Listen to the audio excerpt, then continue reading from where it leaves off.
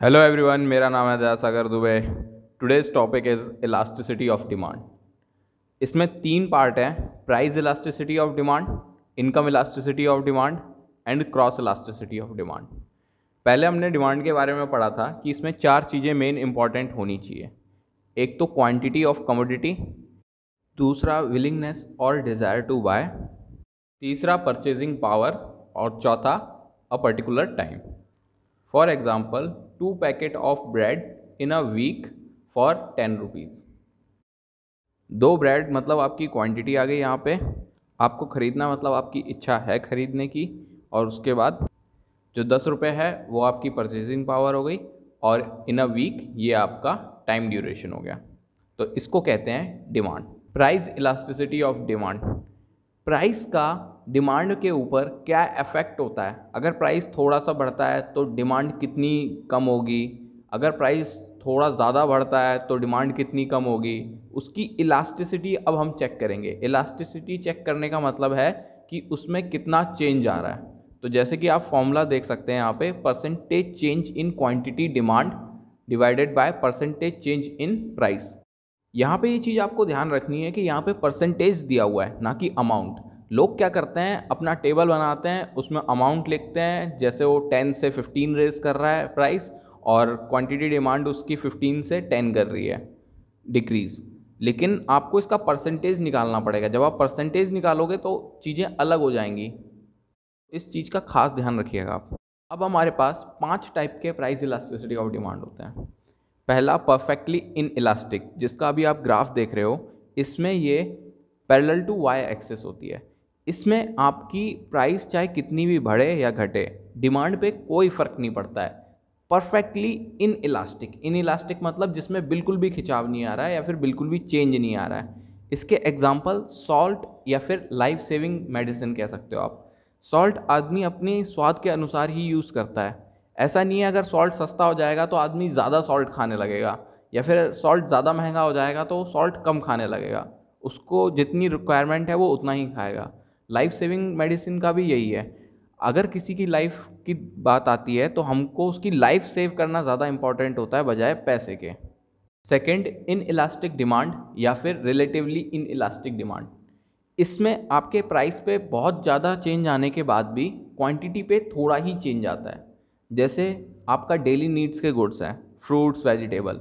अगर fruits vegetable के price अगर 50% भी गिर जाते हैं तो भी आपकी क्वांटिटी डिमांड 20 से ज़्यादा परसेंट से आप ज़्यादा इंक्रीज़ नहीं कर दोगे, क्योंकि आपको उनको प्रिजर्व नहीं कर सकते, आप उनको लॉन्ग टाइम तक होल्ड करके नहीं रख सकते। आपको जल्दी से ही ख़त्म करने होते हैं और दोबारा ख़रीदने होते हैं। इसको ईडी लेस देन 1 भी कहते हैं।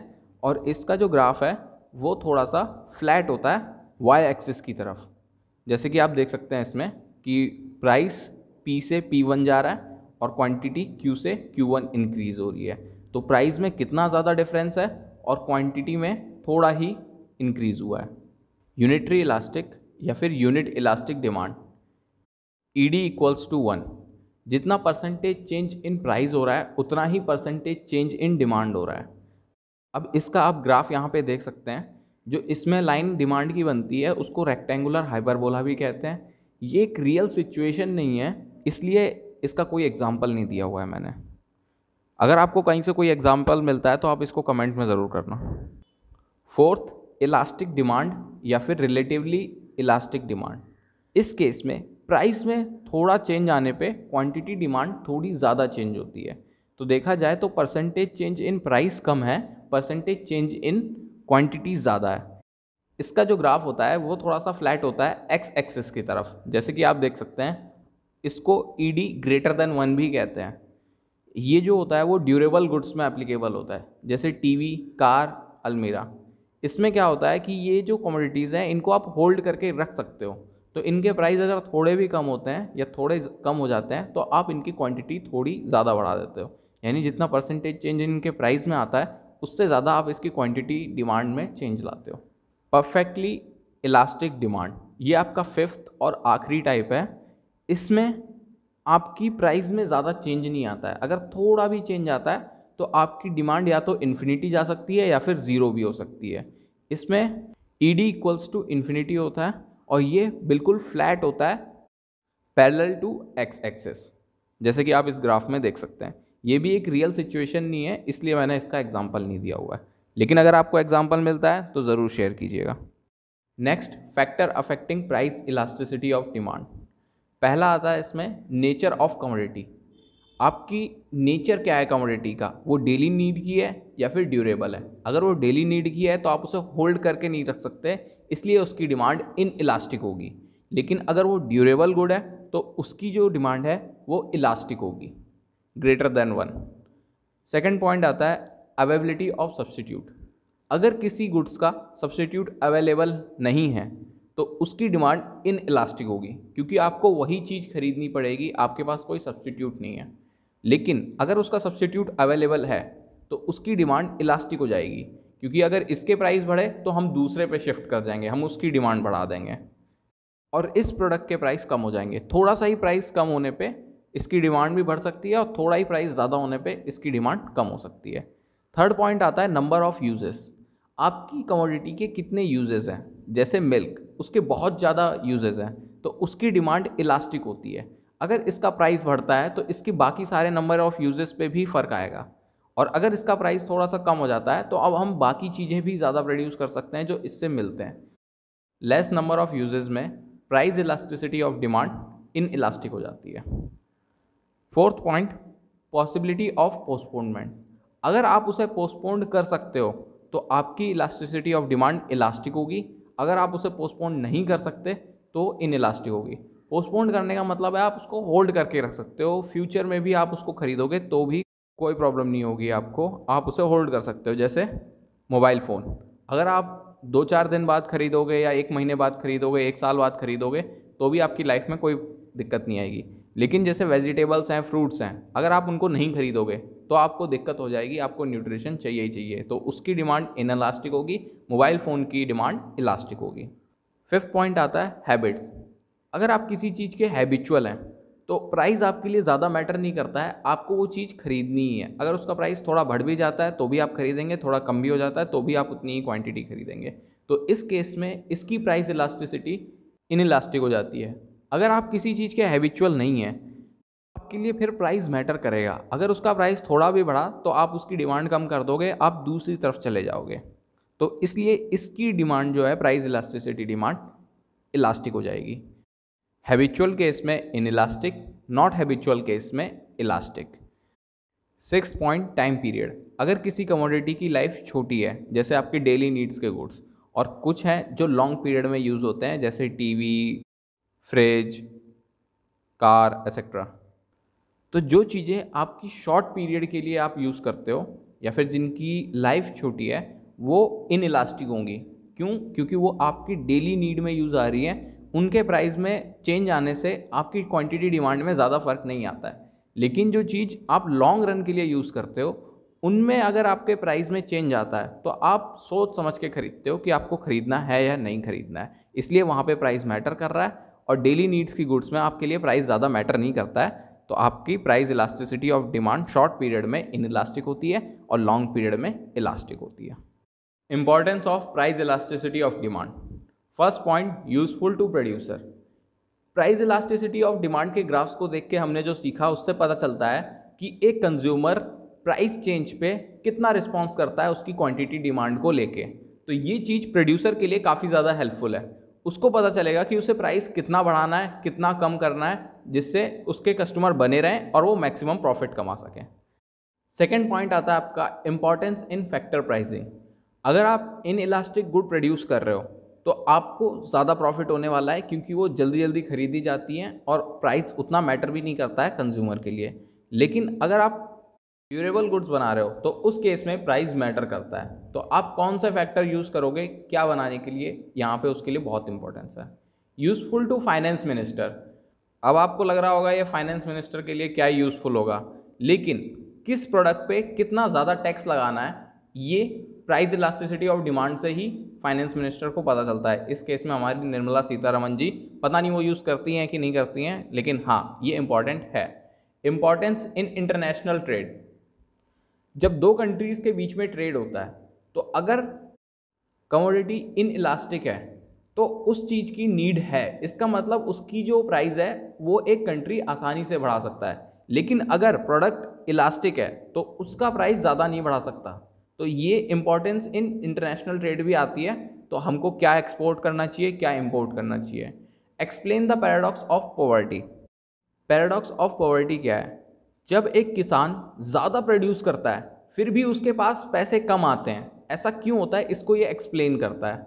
जब हमारे पास बम्पर क्रॉप्स होती है, इसका मतलब होता है सिर्फ एक फार्मर की नहीं हुई है, सारे फार्मर्स की हुई है।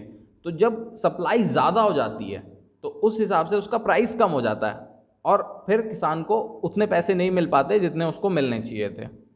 अब हम देखेंगे methods of measuring price elasticity of demand. इसमें 4 मेथड्स हैं आपके। Percentage method, total expenditure method, geometrical या फिर पॉइंट मेथड और आर्क मेथड।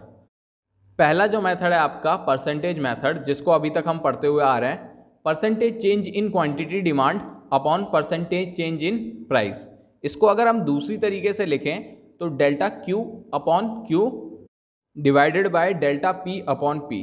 डेल्टा मतलब प्रीवियस माइनस करंट, तो डेल्टा क्यू मतलब हो गया आपका previous quantity minus new quantity. Delta price previous price minus current price. यहाँ पे एक नेगेटिव सिंबल और होता है जो कि इंडिकेट करता है inverse relationship between price and demand.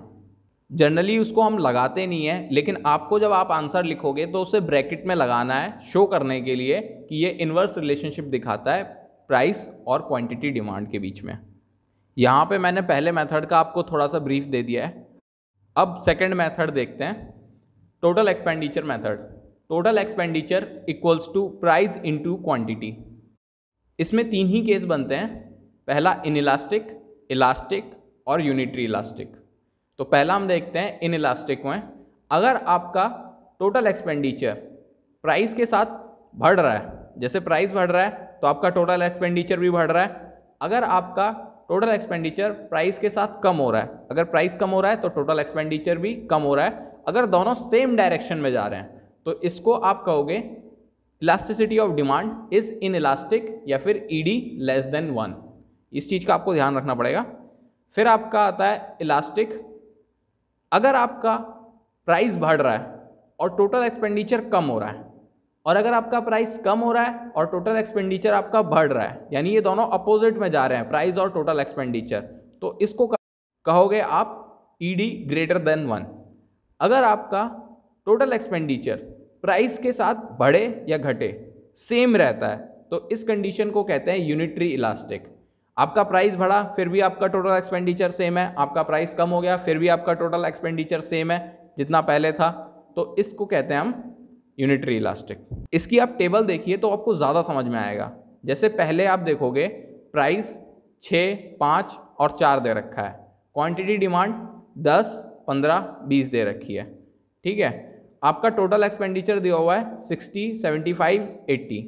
इस केस में आपका जैसे जैसे प्राइस कम हो रहा है वैसे वैसे आपका टोटल एक्सपेंडिचर बढ़ रहा है। ठीक है, तो ये आपकी सिचुएशन होगी ग्रेटर देन 1 की, अपोजिट डायरेक्शन में। लेकिन अगर आप नीचे से काउंट करोगे 4, 5, 6, तो इस केस में आप देखोगे कि आपका नीचे से आप अगर टोटल एक्सपेंडिचर को देखोगे तो 80, 75, 60, जैसे प्राइस बढ़ रहा है वैसे आपका टोटल एक्सपेंडिचर कम हो रहा है, तो ये ग्रेटर देन 1 की केस आती है। उसके बाद आप देखोगे नेक्स्ट जो कॉलम है उसमें प्राइस सेम दे रखा है 654, टोटल एक्सपेंडिचर आपका 60, 60, 60, यानी आपका प्राइस बढ़े या कम हो आपके टोटल एक्सपेंडिचर में कोई चेंज नहीं आ रहा है, इसका मतलब ये यूनिटरी इलास्टिक है। फिर आता है आपका सबसे नीचे वाला ब्लॉक जिसमें प्राइस दे रखा है 6, 5, 4, और आप देखेंगे 6 प्राइस पे 60 है आपका टोटल एक्सपेंडिचर, और फिर वो धीरे धीरे कम होता जा रहा है, प्राइस भी कम होता जा रहा है और आपका टोटल एक्सपेंडिचर भी कम होता जा रहा है। अगर आप इसी चीज़ को नीचे से देखेंगे 4, 5, 6, तो यहाँ पे भी आप देखेंगे टोटल एक्सपेंडिचर इंक्रीज होता जा रहा है। जैसे जैसे नीचे से अगर आप देखेंगे प्राइस इंक्रीज हो रहा है वैसे ही आपका टोटल एक्सपेंडिचर भी इंक्रीज हो रहा है। अगर आपका प्राइस डिक्रीज हो रहा है तो आपका टोटल एक्सपेंडिचर भी डिक्रीज हो रहा है। इस चीज़ को हम कहते हैं price elasticity of demand in elastic. अगर अब हम तीनों को एक साथ एक ही ग्राफ में डाल देते हैं तो ये कुछ इस तरीके से दिखेगा। सबसे नीचे से अगर आप देखोगे तो price elasticity of demand less than 1, इस केस में अगर आपका प्राइस थोड़ा बढ़ रहा है तो आपकी क्वांटिटी चेंज काफ़ी ज़्यादा आ रहा है, यानी ये इन इलास्टिक है। फिर आप देख रहे हो आपका प्राइस बढ़ रहा है, कम हो रहा है, आपका ईडी इक्वल्स टू 1 ही है, बी से सी के बीच में कोई चेंज नहीं आ रहा है।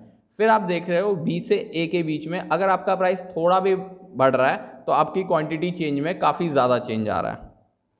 देन आपका आता है थर्ड मेथड, ज्योमेट्रिकल या फिर point method. Formula, lower part of the demand curve divides bye upper part of the demand curve. इसके ग्राफ को आप ध्यान से देखिए, इसको हमने point A, C1, C, C2 और B में डिवाइड किया हुआ है। एक डिमांड ग्राफ है आपका B से लेके A तक।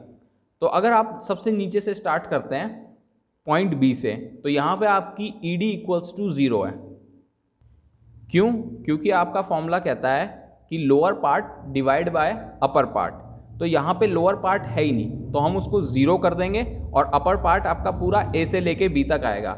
लेकिन अगर आप 0 से किसी भी चीज़ को डिवाइड करोगे तो 0 ही आएगा। ठीक है। नेक्स्ट पॉइंट अगर आपका आता है ग्राफ के ऊपर C2, फिर से हम फॉर्मूला लगाएंगे lower part divide by upper part. अगर आप लोअर पार्ट को देखोगे तो C2 से B आएगा और उसके नीचे जो बचे हुए 3 पार्ट है, अगर इसको हम 4 पार्ट मान लें, A से C1 एक पार्ट है, C1 से C एक पार्ट है, C से C2 एक पार्ट है और C2 से B एक पार्ट है, यानी ये 4 पार्ट हो गए टोटल। तो अगर नीचे वाला एक पार्ट डिवाइड बाय 3 पार्ट करोगे तो इसका आंसर 0.33 आएगा, जो कि लेस देन 1 है और 0 से ज़्यादा है। तो ये हो जाएगा आपका इन इलास्टिक। पहले वाला केस हो जाता है परफेक्टली इन इलास्टिक, सेकेंड वाला केस हो गया आपका इलास्टिक। फिर आपका पॉइंट C है, यहाँ पे लोअर और अपर पार्ट दोनों सेम है, इसका मतलब आप दोनों को डिवाइड करोगे तो आंसर आपका 1 आएगा, यानी यूनिटरी इलास्टिक। फिर आप देखोगे C1 पॉइंट को, C1 पॉइंट पे आपका लोअर पार्ट ज़्यादा है और अपर पार्ट कम है, यानी आपका आंसर 1 से ज़्यादा आएगा और इन्फिनिटी के बीच में आएगा। इसलिए इसको कहा जाता है इलास्टिक डिमांड या फिर रिलेटिवली इलास्टिक डिमांड। फिर आपका आता है पॉइंट A, यहाँ पे price elasticity of demand infinity हो जाती है। क्यों? क्योंकि यहाँ पे आपका अपर पार्ट ही नहीं है। अगर आप किसी भी चीज़ को 0 से डिवाइड करोगे तो वो आंसर आपका इन्फिनिटी ही आएगा। फोर्थ मेथड आता है आपका आर्क मेथड, इसको एवरेज इलास्टिसिटी भी कहते हैं। जो आपके सामने ये टेबल दी हुई है, अगर आप पॉइंट A से पॉइंट B पे रखेंगे तो जो आपको दिख रहा है यहाँ पे टेबल में, आप इनकी वैल्यूज़ को इस फॉर्मूले में डालेंगे तो आपका आंसर 2 आएगा, जो कि ग्रेटर देन 1 है, तो ये इलास्टिक हो जाएगा। और अगर आप सेम वैल्यू अपोजिट करके डालेंगे B से A की तरफ, तो इसी फॉर्मूले में वो वैल्यूज़ डालेंगे तो आपका जो आंसर आएगा 0.5, यानी इन इलास्टिक। तो ये आर्क मेथड बताता है आपको कि अगर पॉइंट A से पॉइंट की B की तरफ अगर हम जा रहे हैं तो आपकी जो कमोडिटी का नेचर इलास्टिक होता जाएगा, और अगर आप B से A की तरफ जाएंगे तो आपकी कमोडिटी का नेचर इनइलास्टिक होता जाएगा।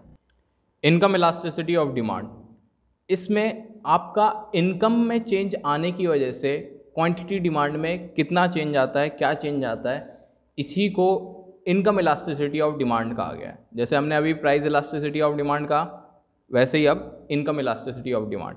तो percentage change in demand upon percentage change in income, ये इसका फॉर्मूला है। टाइप्स ऑफ इनकम इलास्टिसिटी, इसमें 3 टाइप होते हैं, पॉजिटिव, नेगेटिव और ज़ीरो। तो पॉजिटिव की जब बात करते हैं हम, तो इसमें इनकम इंक्रीज होने पे आपकी क्वांटिटी डिमांड बढ़ती है और इनकम डिक्रीज होने पे आपकी क्वांटिटी डिमांड कम होती है, तो इसको आप पॉजिटिव इनकम इलास्टिसिटी कहोगे। प्राइस कांस्टेंट है, प्राइस का कोई रोल नहीं है, हम इनकम इलास्टिसिटी देख रहे हैं। इसके एग्जांपल हैं आपके नॉर्मल गुड्स। जैसे अगर आपकी इनकम बढ़ जाती है तो आप नॉर्मल गुड्स की डिमांड बढ़ा देते हो, तो इस केस में आपकी पॉजिटिव इनकम इलास्टिसिटी होगी। फिर आती है आपकी नेगेटिव इनकम इलास्टिसिटी। अगर आपकी इनकम बढ़ रही है लेकिन आप क्वांटिटी डिमांड कम कर रहे हो, और आपकी इनकम अगर कम हो रही है और क्वांटिटी डिमांड आप ज़्यादा कर रहे हो, तो इस केस में आप कहोगे नेगेटिव इनकम इलास्टिसिटी। ये अपोजिट है, पहले वाले में सेम डायरेक्शन था, नेगेटिव में अपोजिट डायरेक्शन है। प्राइस कांस्टेंट है, प्राइस का कोई रोल नहीं है, यहाँ पे सिर्फ इनकम और डिमांड की बात हो रही है। इसका एग्जांपल है आपका इन्फीरियर गुड्स। जैसे आपकी ज़्यादा इनकम होती है तो आप लो क्वालिटी प्रोडक्ट्स छोड़ के हाई क्वालिटी प्रोडक्ट्स की तरफ जाते हो। इन्फीरियर गुड्स का मतलब होता है लो क्वालिटी प्रोडक्ट्स। तो आपकी इनकम बढ़ी तो आपने उनकी डिमांड कम कर दी, अगर आपकी इनकम कम हो गई तो आपने इन्फीरियर गुड्स की डिमांड ज़्यादा कर दी। फिर आती है आपकी ज़ीरो इनकम इलास्टिसिटी। इसमें आपकी इनकम में जो चेंज आता है उसकी वजह से डिमांड में कोई चेंज नहीं आता है। आपकी इनकम ज़्यादा हो रही है कम हो रही है कोई फ़र्क नहीं पड़ता कंज्यूमर को, वो जितनी क्वांटिटी डिमांड पहले करता था अभी भी उतनी करता है। इसको आप परफेक्टली इनकम इन इलास्टिक भी कह सकते हो, क्योंकि इनकम की वजह से क्वांटिटी डिमांड में कोई चेंज नहीं आ रहा है। इसका जो ग्राफ है वो वर्टिकल एक्सिस के पैरेलल बनता है। इसका एग्जांपल आप वही ले सकते हो, सॉल्ट और लाइफ सेविंग मेडिसिन्स, क्योंकि सॉल्ट आपकी इनकम कितनी भी हो आप उतनी खरीदोगे, लाइफ सेविंग मेडिसिन्स भी आप उतनी खरीदोगे आपकी इनकम कितनी भी हो जितनी आपको ज़रूरत है। क्रॉस इलास्टिसिटी ऑफ डिमांड, एक प्रोडक्ट के प्राइस की वजह से दूसरे प्रोडक्ट की क्वांटिटी डिमांड पे क्या फ़र्क आता है, इसी को हम क्रॉस इलास्टिसिटी ऑफ डिमांड कहते हैं। ये आपका सब्स्टिट्यूट गुड्स रिलेटेड गुड्स में होता है। Percentage change in quantity demand of X commodity divided by percentage change in price of Y commodity. यहाँ पे वाई कमोडिटी के प्राइस में चेंज आने की वजह से quantity demand of X commodity क्या हो रहा है, उसको हम कहते हैं cross elasticity of demand. Types of cross elasticity of demand, positive, negative and zero. तो पहले पॉजिटिव की बात करते हैं। अगर आपका प्राइस चेंज दूसरी कमोडिटी का जो क्वांटिटी डिमांड है उसको सेम डायरेक्शन में हिट करता है, जैसे आप टी और कॉफ़ी का एग्जांपल ले लो। अगर टी के प्राइस बढ़ते हैं तो कॉफ़ी की डिमांड बढ़ेगी, तो ये दोनों सेम डायरेक्शन में हो गए। प्राइस बढ़ रहा है, यहाँ पे दूसरे कमोडिटी की डिमांड बढ़ रही है। ये जो आपका एग्जांपल है ये सब्स्टिट्यूट गुड का एग्जांपल है। फिर आता है आपका negative cross elasticity of demand. इसमें अपोजिट डायरेक्शन होता है। अगर एक प्रोडक्ट का प्राइस बढ़ रहा है तो दूसरे की डिमांड कम हो जाएगी, यानी अपोजिट डायरेक्शन में ये काम कर रहे हैं। इसके एग्जांपल आपके कॉम्प्लीमेंट्री गुड्स हैं। जैसे आप एग्जांपल ले लो कार और पेट्रोल का। अगर कार के प्राइस बढ़ जाएंगे तो लोग पेट्रोल की डिमांड कम कर देंगे, क्योंकि अब लोग अगर प्राइस बढ़ गए कार के तो कार खरीद नहीं रहे हैं, और जब कार खरीद नहीं रहे तो उस पेट्रोल का यूज़ कहाँ करेंगे, इसलिए पेट्रोल की भी डिमांड कम हो जाएगी। ये कॉम्प्लीमेंट्री हैं आपके गुड्स। जीरो क्रॉस इलास्टिसिटी, इसमें आपके दोनों ही प्रोडक्ट्स अनरिलेटेड होते हैं। जैसे टी और पेट्रोल, अगर टी के प्राइस बढ़ते हैं तो उसका पेट्रोल से कोई लेना देना नहीं है, लेकिन अगर पेट्रोल के प्राइस बढ़ते हैं तो उसका टी से भी कोई लेना देना नहीं है। तो एक का प्राइस कम हो दूसरे में कोई फर्क नहीं आता है, जब कोई चेंज नहीं आता है तो इसको कहते हैं zero cross elasticity of demand.